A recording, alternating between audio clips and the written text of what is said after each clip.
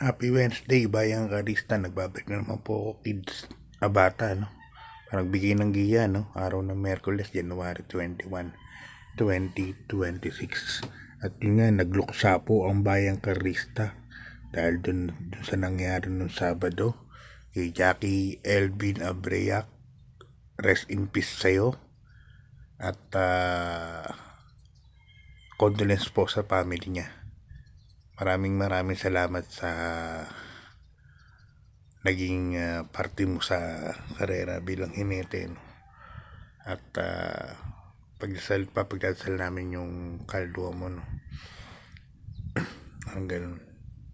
Sa rest in peace, yan, prayers for your family.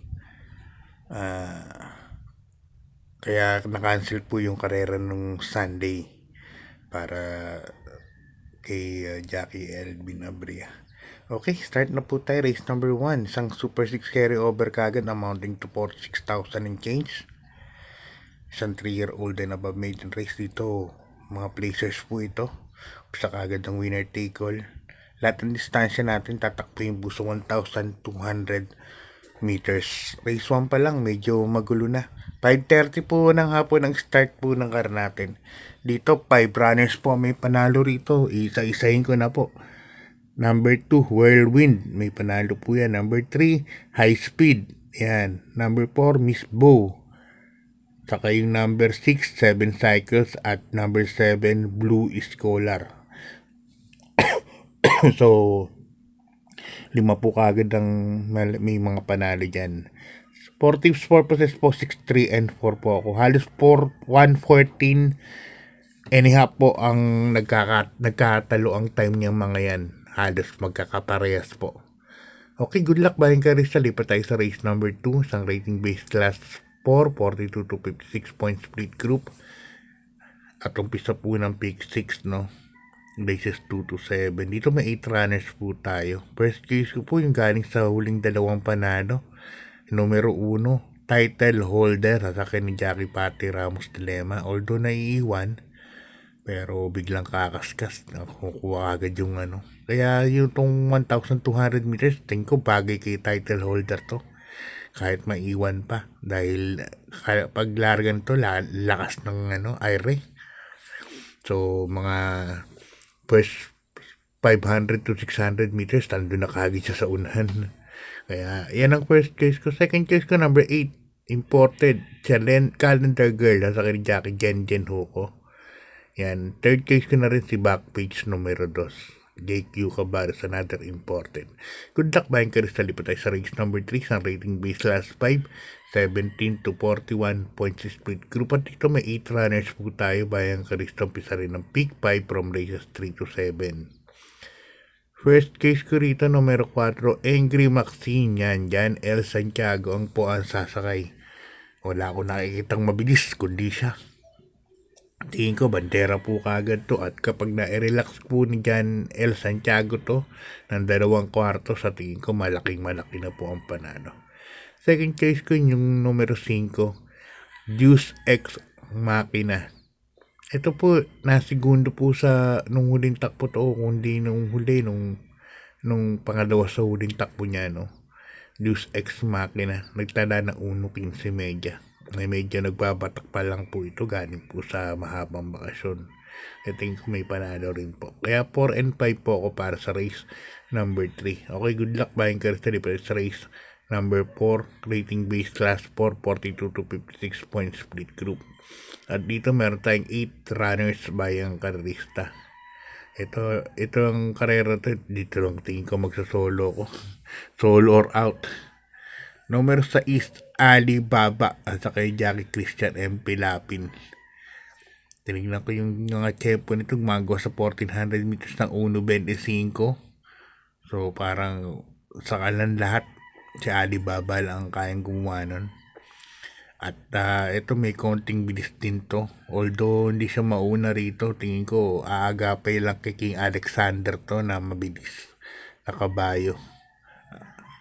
Flywheel nandito rin pala. So, Alibaba sa akin medyo lamang po. Kaya para sa akin, solohin ko na po yan. Okay, good luck Bayang Karista. Lipat po tayo sa race number 5. Isang rating base class 4, 42 to 56 point split group. At dito meron tayong 8 runners.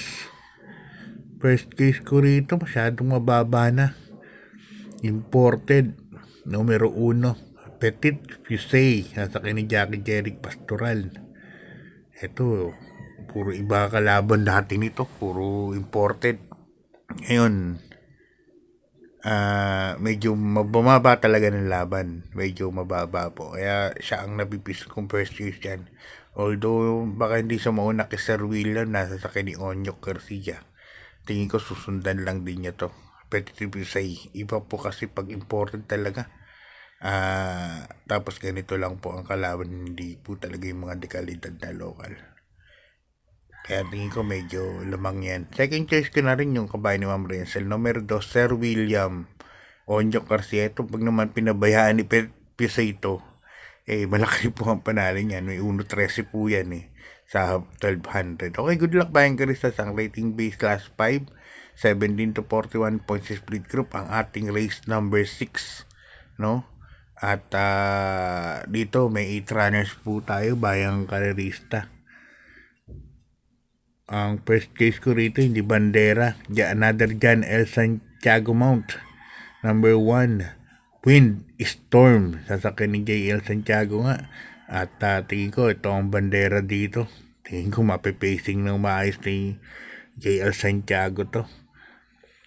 Buti lang ito sa paliguan. Sabi nga ng mga matatanda karerista, mga de banderang malayo, sa paliguan nyo naabutin yan. Yan, ganun. Second choice ko na rin yung numero 8, Sky Lover, sasakyan ni Jackie Allison pabili. Pero Winston medyo lamang tingin ko. Walang makakasabay.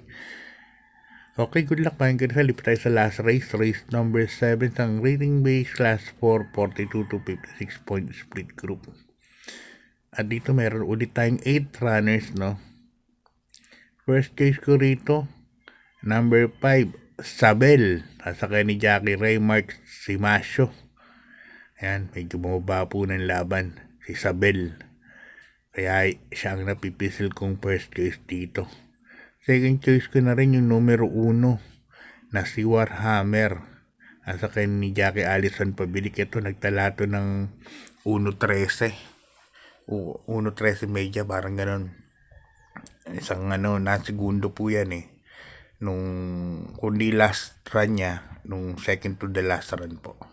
So, yan, hanggang dito lang bayan Karista. So, kung may time po tayo, pagdasal po natin ang kaluluwa ni Jackie Elvin Abria. Sa mga bad dosers na nababasa ng comment, tao pa ba kayo? Ang bihira. Kung ang ano po mga pinagdarasal niyo sa mga hinete, napakasakit naman po. Kung anong sa inyo ang umano, no? Grabe kayo magsalita sa social media. So, pakabait lang po tayo. God bless. Good luck po. Maraming salamat.